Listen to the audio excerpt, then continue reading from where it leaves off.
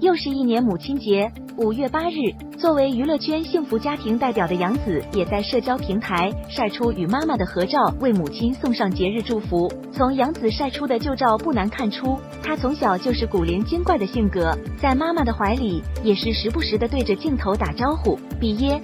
小年纪就镜头感十足。从5月8日杨紫晒出的合照中也不难看出，面对调皮搞怪的女儿，杨紫的妈妈嘴角总是展现出笑意。其中一张照片里，杨紫的妈妈蓄起了长发，和女儿头顶着头，时尚的空气刘海打扮，简直和现在的杨紫一模一样。可能这就是常说的长大后我就成了你吧。其实这也不是杨紫第一次在社交平台表白自己的母亲了。早前杨紫在父母结婚30周年纪念日的时候，就晒出了一家3口的合照，并且配文表示爸爸妈妈相遇相爱的故事是自己的榜样，一家人并肩而立，简直是一出满屏的幸福。当然，每年母亲生日的时候，杨紫也会准时的送上生日祝福。事后，杨紫在社交平台上大方分享和母亲之间的趣事，也引来不少人羡慕母女2人轻松温馨的相处方式。虽然是童星出身，但在早期读书或者参加活动的时候，